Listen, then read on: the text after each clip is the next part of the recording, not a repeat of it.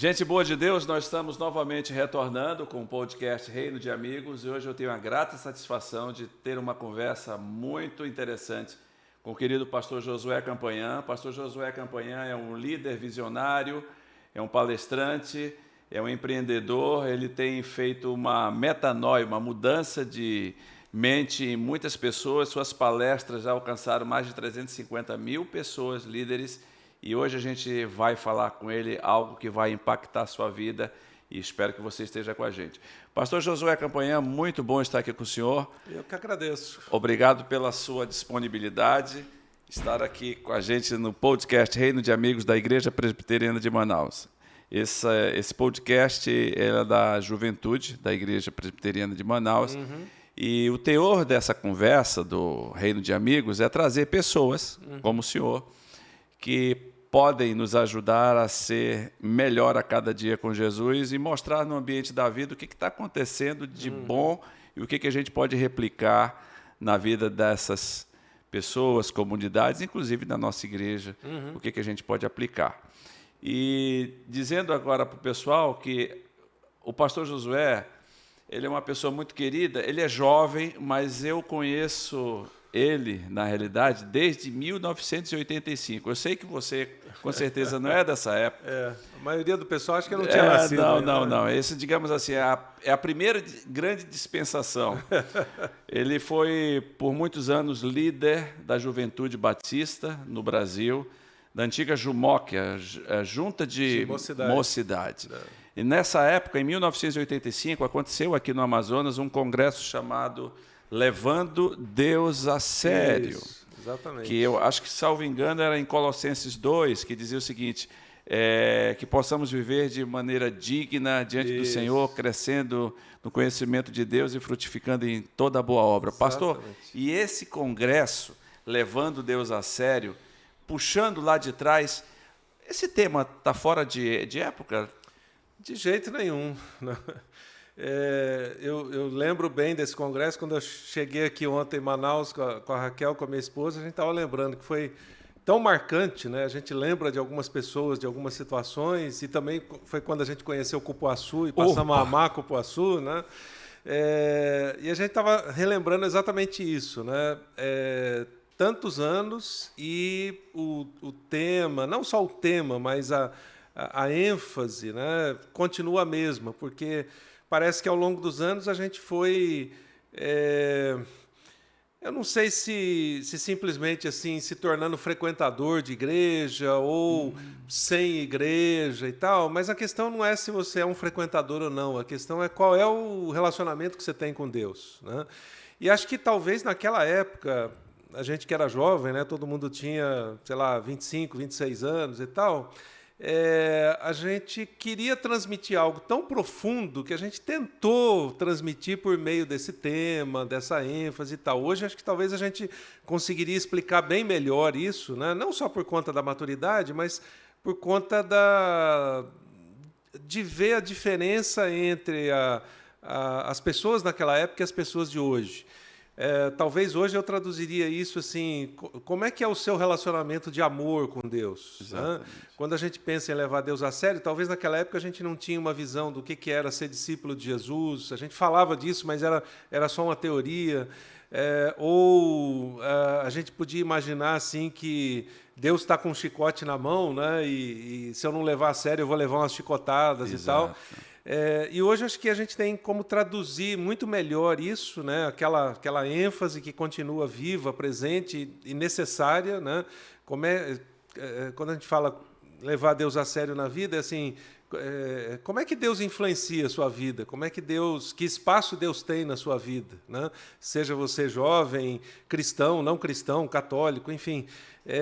Qual o espaço, qual a importância que você dá para Deus? Acho que era um pouco do que a gente queria dizer na época. Exatamente. Né? Pastor, porque hoje em dia, nesse ambiente tão polarizado, vamos deixar de lado esse tema, porque senão vai dar fight, né? Quando a gente, voltando de novo, levar Deus a sério não é fazer uma reprodução religiosa de Deus na minha concepção, tipo, eu sou um presbiteriano, vou fazer Deus presbiteriano, ou um católico, Deus católico, batista, etc. Mas levar Deus a sério o que Deus está influenciando na minha casa, na minha família para melhor. Uhum. Isso não era essa dinâmica de Jesus com os fariseus? Sim, exatamente. Quando a gente olha para isso, obviamente a gente vai para alguns dos fundamentos do que é ser discípulo de Jesus. Uhum. Né? E um dos fundamentos do discipulado é a morte do eu. Por isso que chega um ponto na Bíblia que Paulo fala: não sou mais eu quem vivo, mas é Cristo que vive em mim. E talvez essa seja a coisa mais profunda do levar Deus a sério. Quer dizer, eu levo tanto Deus a sério que eu abro mão do meu interesse, do meu ego, das coisas que eu quero para buscar aquilo que Ele quer. Essa semana até eu estava relendo alguns trechos do Novo Testamento e num deles Paulo também relembra isso, né? Que quando a gente pede de acordo com a vontade de Deus, as nossas orações são atendidas. Isso é muito profundo, né? Porque eu me lembro, alguns anos atrás, eu comecei a fazer uma reavaliação da minha lista de oração. E uma das coisas que Deus me questionou dá uma olhada na sua lista de oração para você ver como ela é egoísta. Uhum. Eu nunca tinha parado para pensar nesse aspecto, né? Como a minha lista de oração, que aparentemente é uma coisa boa, pode ser algo egoísta. E aí eu comecei a avaliar, eu estou pedindo, me abençoa meu trabalho, abençoa minha família, abençoa isso, abençoa aquilo, só eu. E aí uma das coisas que Deus falou começa a pensar no que eu quero e como sua vida pode fazer diferença para outros. Então esse é só um aspecto do levar Deus a sério. E aí eu tinha duas opções: ou eu paro de orar, jogo minha lista fora para não ser egoísta, ou para cada coisa que eu peço para mim, não tem nenhum problema eu pedir algo para mim, eu vou pedir também para outros. Só que isso tinha uma implicação, né? Se eu tinha 50 itens na minha lista, eu tinha que dobrar, né? Para ficar pelo menos 1 a 1 aqui. Né? Uhum, uhum. E foi interessante que eu comecei a levar Deus a sério nessa época, olhando para o que Deus queria. Então, num primeiro momento é até difícil, você fala, mas como é que eu vou saber o que Deus quer? Bom, primeiro eu olho na Bíblia e ali já tem uma manifestação do que Deus quer. Uhum. Né? Jesus falou, eu resumo os mandamentos assim: ame a Deus, ame ao próximo.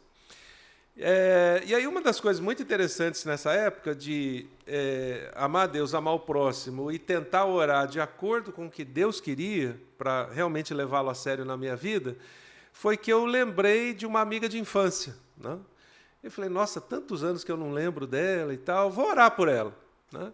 Eu falei, poxa, mas ela precisava saber que eu estou orando por ela. Eu acho que se Deus fez eu lembrar dela, é porque talvez ela esteja precisando, ela esteja num momento de vida que né, não acontece nada por acaso. Uhum. Aí eu falei, mas eu não tenho o endereço dela. Mas eu lembrei a rua que eu morava na infância, e eu sabia que a casa dela era na esquina. Uhum. Eu fiz uma coisa absurda, né? Eu botei uma carta, na época ainda não tinha muito e-mail, coisa desse tipo. Vou pôr uma carta no correio, rua tal, esquina com rua tal. Mandei. Bom, passou um tempo, um dia eu recebo a carta de volta dela, né?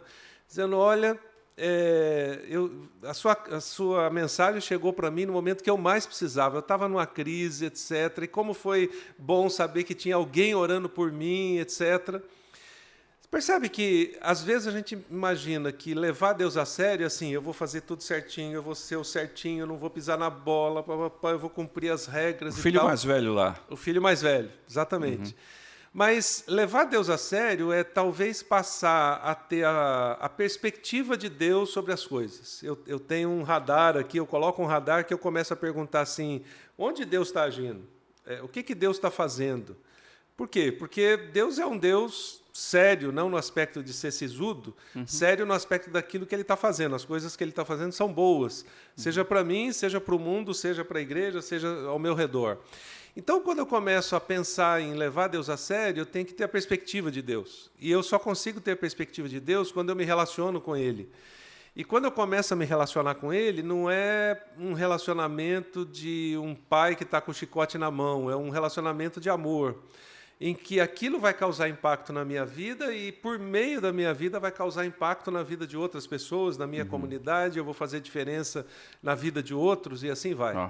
Então, tem N implicações aí do que significa levar Deus a sério, né? Mas eu diria que uma grande parte delas tem a ver com abrir mão do meu eu. E quando a gente fala isso, parece que eu vou deixar de ser o Josué. Não, eu vou ser o Josué que Deus criou, não Sim. o Josué que me interessa. Sim. Né? E nessa perspectiva, aquilo que eu sei que Deus tem para mim, ou quer fazer em mim, ou quer fazer por meio de mim, é muito melhor do que aquilo que eu poderia imaginar para mim. Né? Pastor, esse tempos agora de pós-pandemia, qual é o seu sentimento nas comunidades que o senhor tem passado de isso precisa acontecer para que a gente, digamos assim, suba um degrau a mais, digamos assim, nesse tempo que nós passamos 2 anos quase que online, em casa, e agora estamos retornando, digamos assim, a uma vida normal. Qual é o seu sentimento do que está precisando realmente para a gente ir para frente? Bom, primeiro sentimento que eu tenho é que parece que Deus também usou a pandemia para chacoalhar a igreja, né? Chacoalhar qualquer pessoa que se relaciona com qualquer tipo de igreja. Acho que a gente vinha já há anos naquela pegada de uma igreja ativista.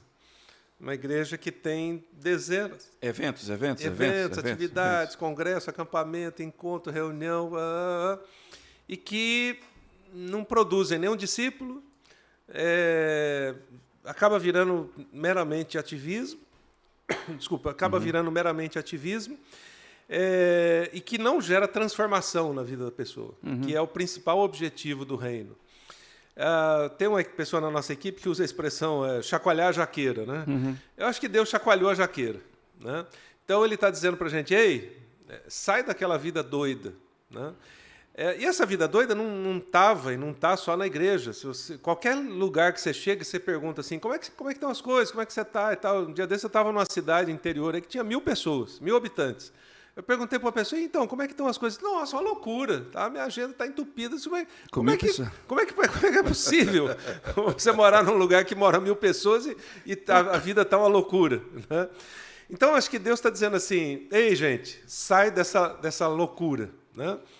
Tá, mas isso vai ser substituído por quê ou pelo quê? Eu acho que a segunda coisa que Deus está assim, levantando, e eu tenho a oportunidade de estar em grupos de liderança, não só no Brasil, mas globalmente, e em todos os lugares do mundo eu tenho observado isso. Deus dizendo, volta a olhar para a missão. Qual é a missão? É fazer discípulos. É ser discípulo e fazer discípulos. Não é simplesmente um programa, um ministério, um departamento, não é estudar uma revista, não é. Mas o que implica em ser discípulo? Né? É um movimento de Deus na sua vida até o fim da vida. Né? A minha esposa estava no médico esses dias, eu estava com ela, e o médico falou, você precisa tomar esse remédio aqui. Ela falou, por quanto tempo, doutor? Ele falou, até um dia antes da sua morte, tá bom. A vida toda e mais 6 meses. Né? Isso. Discipulado é isso. O ser discípulo, Jesus gastou 3 anos e meio com aqueles 12, né? E foi pedreira, né? Mas eles passaram por um processo profundo de transformação. Então, acho que o que Deus está dizendo, especialmente eu dirigiria assim para a galera mais jovem, né, que tem muito mais tempo do que a gente para aprender, para ter uma vida diferente, não seja simplesmente religioso, não seja simplesmente membro da igreja. Tudo isso tem seu lugar, é importante. Eu também não estou dizendo para você ser sem igreja, não é nada disso. A gente precisa do corpo, precisa da comunhão, dos relacionamentos. Mas para quê? O objetivo principal é como é que eu torno minha vida mais parecida com Jesus, como é que eu permito que a transformação seja um processo na minha vida. Porque, às vezes, a gente imagina que transformação é o alvo final. Não, transformação é a jornada. Interessante, pastor. O senhor fala sobre jornada, que eu me lembro uma vez que, quando eu abri os olhos para isso, quando eu saía de férias com a minha família, eu ia gozar minhas férias só no local. Só que agora, quando a gente compra a passagem, a gente já está gozando das férias. O trajeto de casa para o aeroporto já é o gozo de férias. Exatamente. Então, a jornada... É uma jornada. E ser parecido com Jesus, ser um discípulo de Jesus, é uma jornada. Todo dia vai ter alguma coisa nova. Né? Esses dias eu estava... Não me lembro qual foi o tema até. Eu estava com alguma coisa assim que eu falei, nossa, eu precisava mudar nisso. Né? Eu preciso mudar esse hábito. Ou era alguma coisa desse tipo. Nos dias seguintes, Deus começou a colocar uma porção de situações na minha vida, tipo teste, assim, para eu ter oportunidade de mudar naquilo. Então, é a jornada. E eu acho que a coisa que Deus mais está chamando a atenção, especialmente dos cristãos, das igrejas nesse tempo, aquela igreja que parou em 15 de março, acabou, zerou. Né?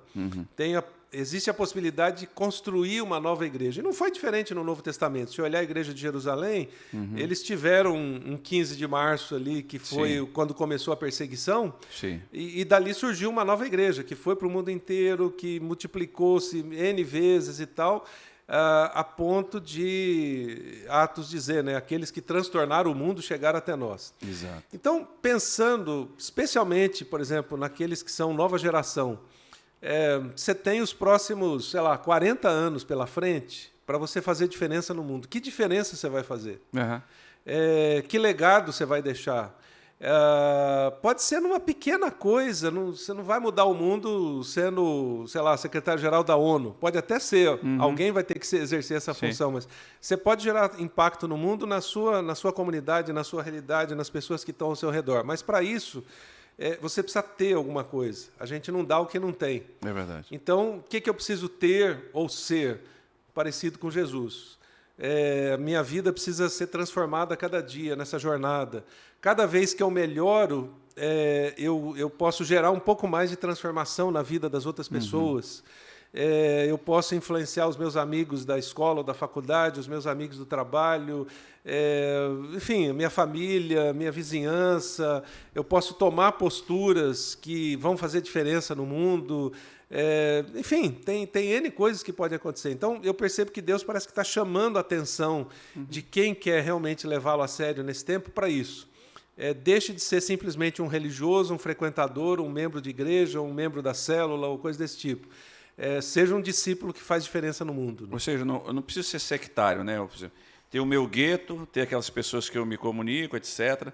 Mas o que o senhor está dizendo, basicamente, o que Jesus disse. Vai porque você é sal, você é luz, onde você estiver. Exatamente. Você tem que dar gosto, você tem que dar luz. Eu não tenho que ficar preocupado, poxa, eu vou estar me conectando, esse cara não crê em Deus, ele tem outra religião. Isso não deve acontecer na nossa cabeça. De jeito nenhum.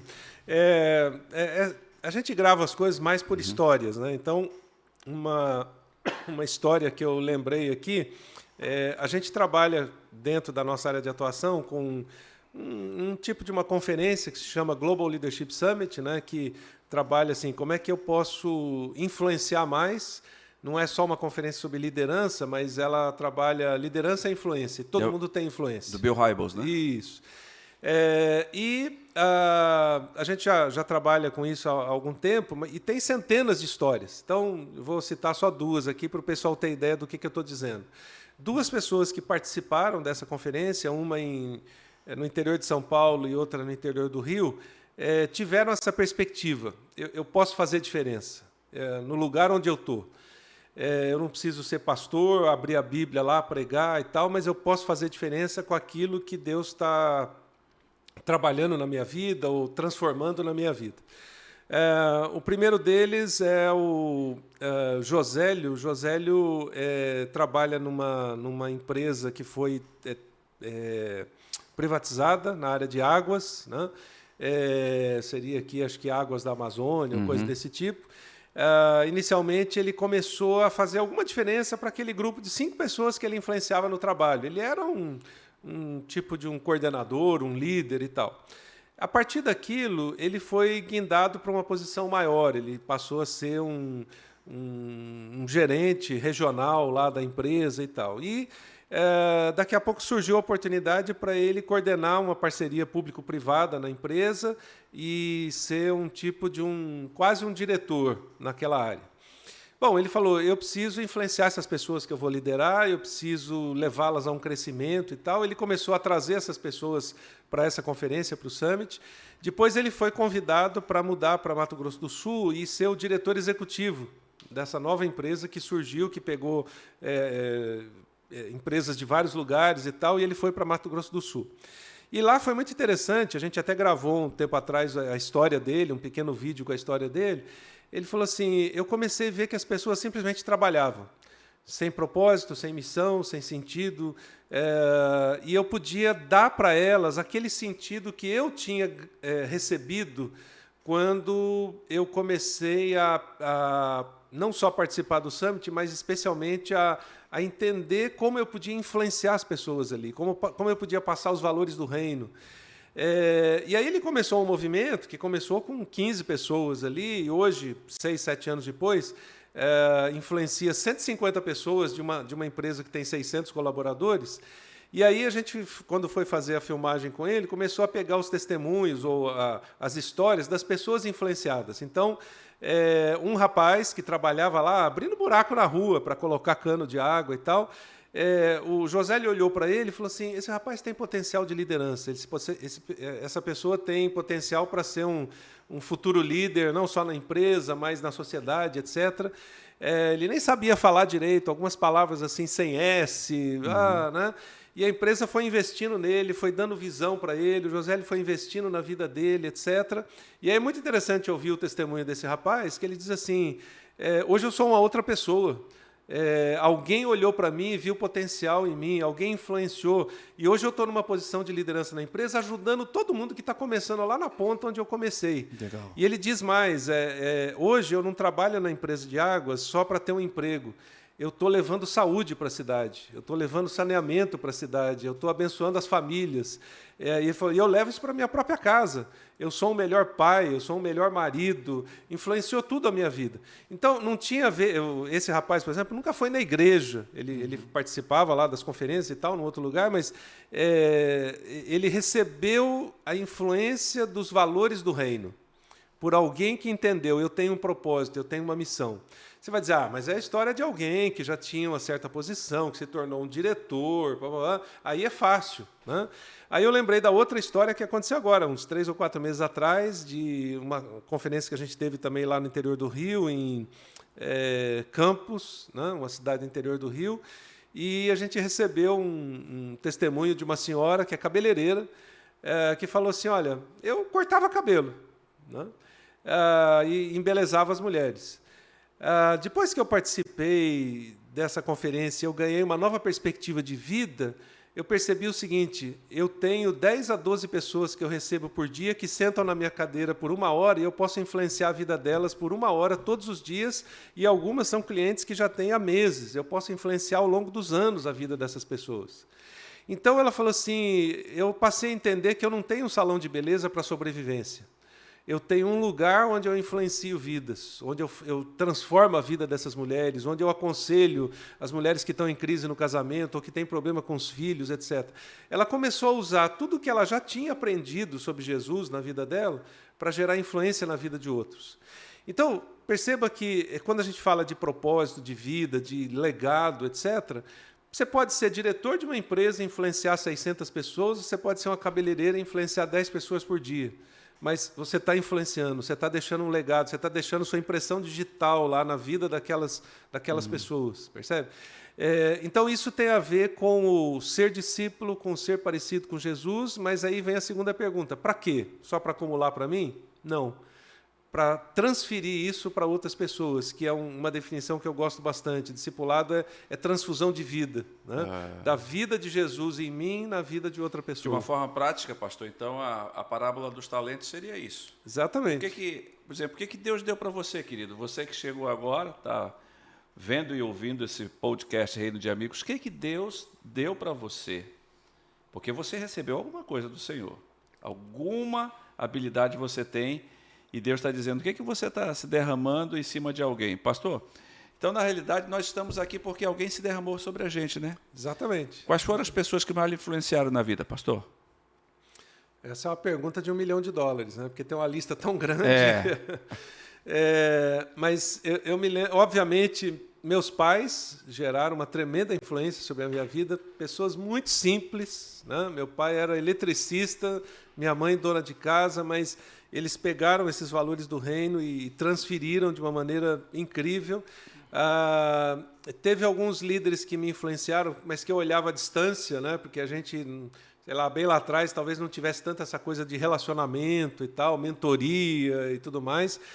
mas eu me lembro de um líder de jovens na igreja que eu olhava para ele e falava, nossa, eu quero ser como esse cara, né? Não era inveja, mas era assim, ele é um referencial para mim. Uma inspiração, né? Uma inspiração, exatamente.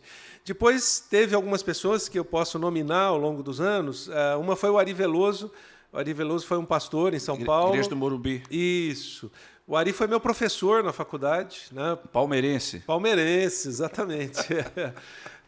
Eu me lembro que eu fui aluno do Ari logo no primeiro ano de faculdade de teologia, e o Ari foi o primeiro cara que me explicou o que era ser discípulo de Jesus. Uhum. Até os 18 anos de idade, ninguém tinha falado isso para mim na igreja. O pessoal pregava sobre o texto, façam discípulos, preguem para todas as nações e tal. Hoje quem está na Morumbi é o pastor Lisanes. Isso, é o Lisanes, exatamente. O Ari foi um cara que me influenciou muito, primeiro à distância, e depois eu tive o privilégio de, mais ou menos uns 25 anos depois que eu tinha me formado, de trabalhar com o Ari na Igreja do Morumbi, trabalhar com o Ari na CEPAL, que é a agência missionária da qual ele fazia parte, e a gente passou a fazer parte. Enfim, ele me influenciou em vários momentos da vida, até os últimos dias de vida. Uma outra pessoa é um homem chamado Rick Escobar. O Rick foi inicialmente meu chefe, né, quando eu assumia a diretoria da CEPAL no Brasil, mas logo depois ele se tornou meu mentor, por cerca de uns 15 a 20 anos, mais ou menos. Aquela pessoa assim, que estava junto o tempo todo, que era um referencial, que ele não sentava, agora eu vou te ensinar tal coisa. Não, a gente caminhava junto, tomava café, conversava, chorava junto, vencia desafios juntos, etc. Teve um outro homem que foi o presidente da nossa missão global, é um nome complicado, o primeiro é fácil, Greg Grippentrok, né? Era até difícil de escrever e de pronunciar. Parece holandês, né? Exatamente, mas ele era americano e vários momentos assim já pontuais da vida. Eu estava numa dúvida, numa coisa, quando eu cruzava com ele, perguntava aquela meia hora de sabedoria, assim, nossa, dava direção para a vida, etc. Enfim, eu tive em São Paulo um homem que foi da nossa igreja e ele era vice-presidente da Siemens, né? O Carlos Damber. Quanta sabedoria, vários momentos de vida, a gente teve a oportunidade de conviver assim, no aspecto de mentoria. Enfim, a lista é bem grande. Estou lembrando de alguns aqui assim, que foram mais impactantes, né? Agora, eu poderia colocar assim, de forma bem prática, algo comum, né? Que acho que todo mundo precisaria ter essas pessoas na vida, né? Primeiro, pessoas extremamente comprometidas com Deus. Então, a gente começou falando aqui de levar Deus a sério. Sim. Pessoas que levavam Deus a sério. Não no aspecto de rigidez, mas no aspecto de minha vida não é nada se Deus não for a pessoa que dirige a minha vida. Uhum. Né? Uma delas, que eu acabei nem mencionando aqui, o Gary Schreman, é um alemão, ele foi presidente dessa conferência global que a gente coordena hoje. Eu me lembro uma vez o Gary falando o seguinte: se eu for falar para uma audiência, 3.000 pessoas, eu preciso ter em mente que eu preciso falar para uma audiência de uma só pessoa, Jesus. Uhum. As outras 3.000 vão ouvir o que eu vou falar. Mas se eu não falar tendo em mente que é Jesus que está ali para me ouvir, para eu honrá-lo, pode ser uma palestra, pode ser uma conversa. Uhum. Então, eram pessoas que tinham esse extremo compromisso com Deus. A vida deles era baseada no relacionamento com Deus, na direção de Deus, no propósito de Deus, etc. Uma segunda coisa que era comum a todos eles eram pessoas humildes e ensináveis. Teachable. Exatamente, exatamente. Eu me lembro que o Ari, por exemplo, a primeira vez que ele me levou a Chicago para participar dessa conferência que a gente coordena hoje, o Summit, eu tinha 40 anos de idade e ele tinha 70. Aí ele chegou lá, pôs a mão no ombro, ele chamava todo mundo de Batuta, disse, Batuta, aqui é um lugar para a gente aprender. Aí eu virei para ele e falei, Ari, eu preciso. Eu ainda tenho, né? Mas você tá com 70 anos, uma igreja consolidada, tem 5.000 pessoas lá no Morumbi, você é conhecido de todos os lugares. Ele falou, Batuta, é o seguinte, se eu parar de aprender hoje, eu morro amanhã. Eu vou ser enterrado daqui uns 20 anos só, mas eu estou morto. Então, eram pessoas ensináveis e humildes, né?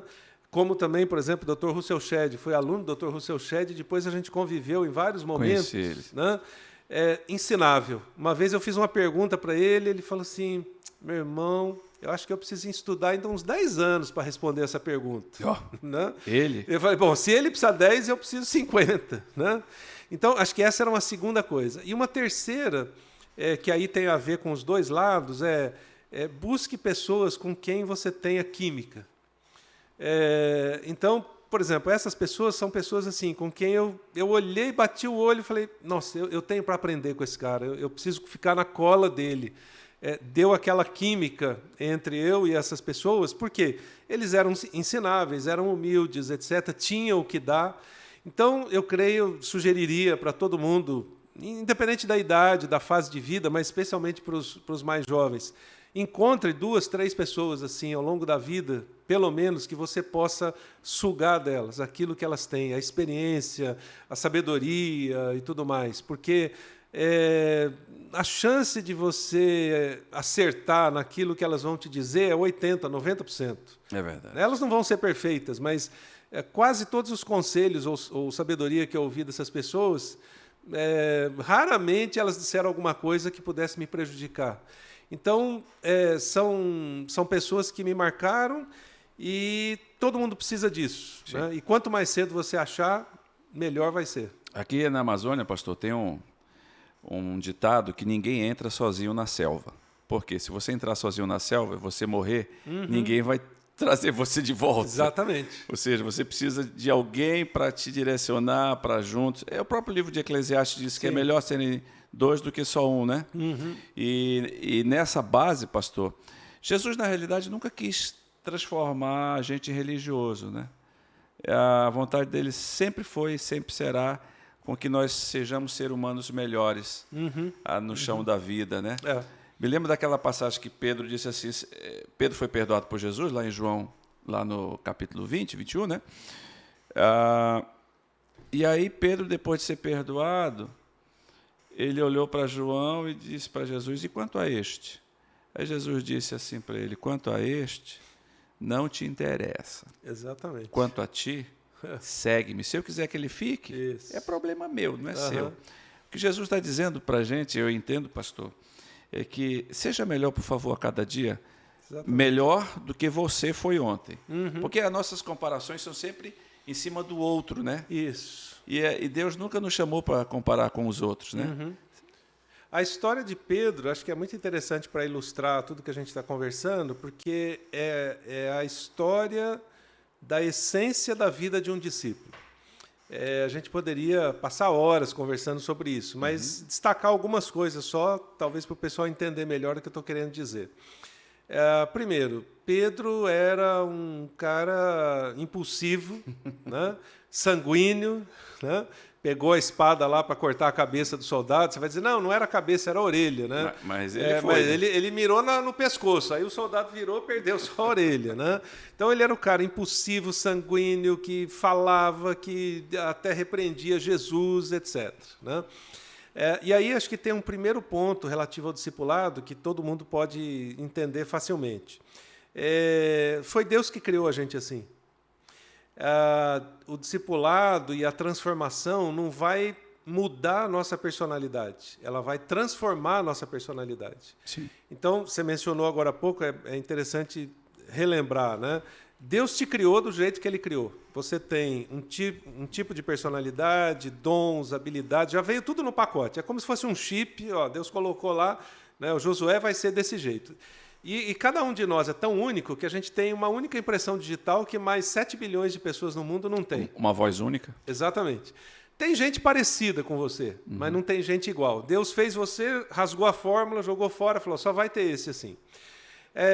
Então, quando eu falei da morte do eu, não significa que Deus vai mudar a nossa personalidade, meus dons e tudo mais. Mas Ele vai mudar meu caráter, minha integridade. E se a gente pega a história de Pedro, por exemplo, ele era o impulsivo que foi transformado.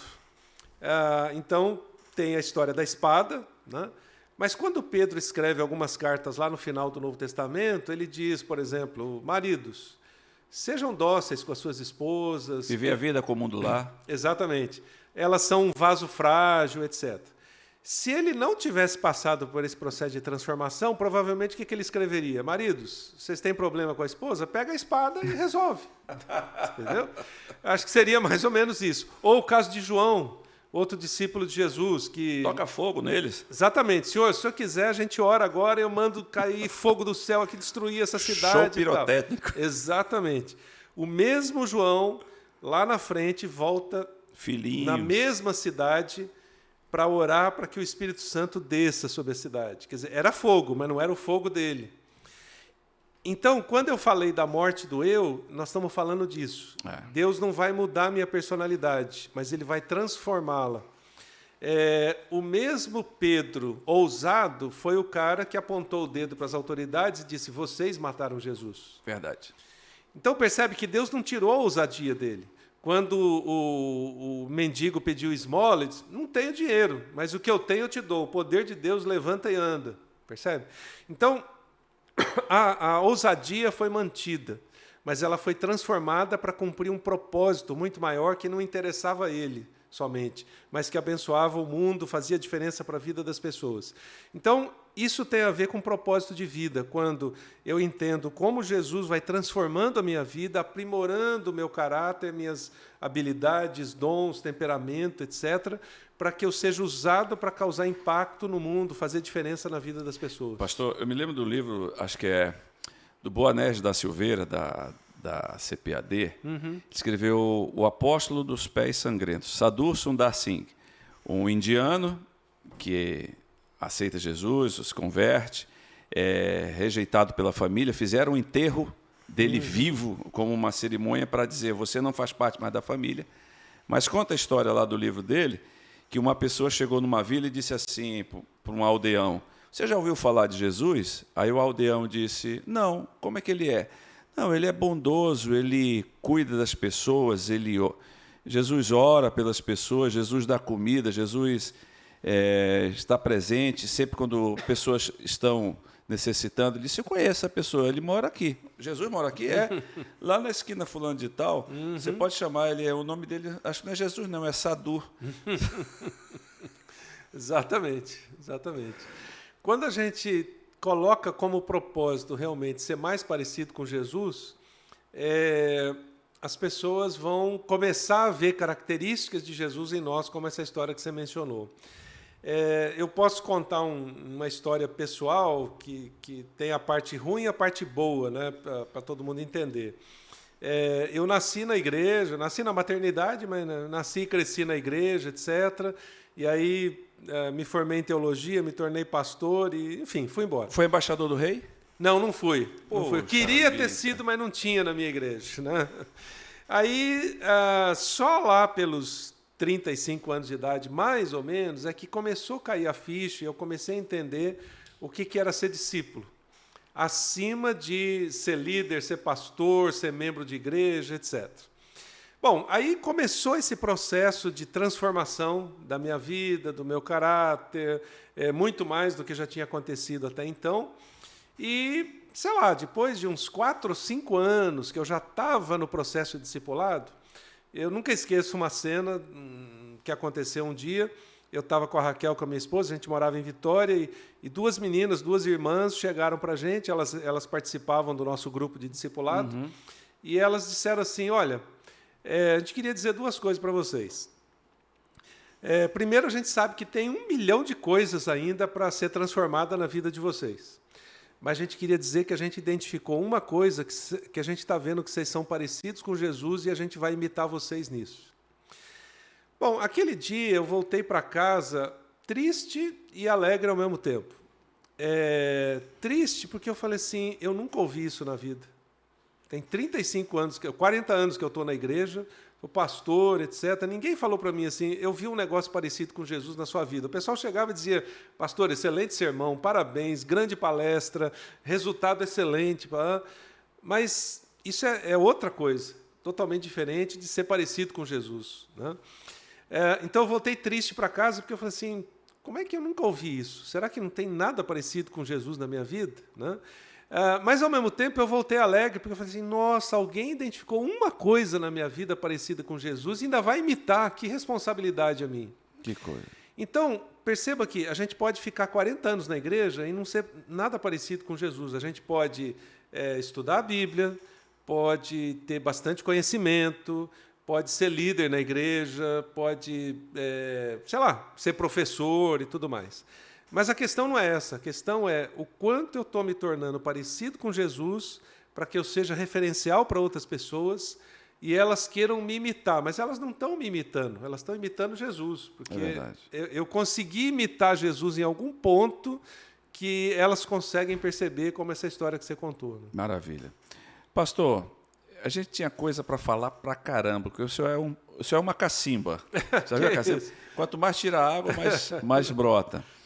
E deixa suas palavras, digamos assim, não finais, mas como ponto seguido. Para essa turma que está nos vendo aí, que eles podem pegar disso tudo aqui. Olha, esqueci tudo que o pastor falou, mas pega isso daí e aplica na tua vida. Bom, eu diria, seja discípulo de Jesus cada dia. Seja mais parecido com Jesus a cada momento. Se você não sabe o que isso significa, como eu também não sabia alguns anos atrás, busque a ajuda de alguém, procure alguém e fale para a pessoa, me ajuda a entender o que é ser discípulo de Jesus. Se você entender essa primeira coisa, vá para uma segunda. Qual é o meu propósito de vida? Daqui 30 anos, 40 anos, o que eu gostaria que ficasse como meu legado? Você pode não saber isso aos 20 anos de idade, 25 ou coisa desse tipo. Mas se você chegar aos 40 ou 50 sem saber isso, aí você tem um problema. Então, quanto mais cedo você descobrir, seja pela inquietação, seja por perguntas e tal, mais cedo você vai poder cumprir esse propósito. Você junta essas duas coisas, eu entendo o que é ser um discípulo de Jesus e eu quero cumprir um propósito de vida, certamente alguém vai contar a sua história, como eu contei a do Josélio, como, enfim, você contou outras. Contei a sua. Então, você vai deixar uma marca na vida de alguém. Eu diria que você pode viver sem uma porção de coisas no mundo, mas você não pode viver sem isso, sem ser parecido com Jesus e sem ter um propósito que vai deixar realmente um legado. Amém. Obrigado pela tua presença aqui, pastor Josué Campanhã. E a gente vai se encontrar nas esquinas da vida. Isso. Gente boa, que Jesus te abençoe, que você seja edificado com esse podcast e que a cada dia você seja mais parecido com Jesus. Esse é o nosso desejo. E fica na paz de Jesus.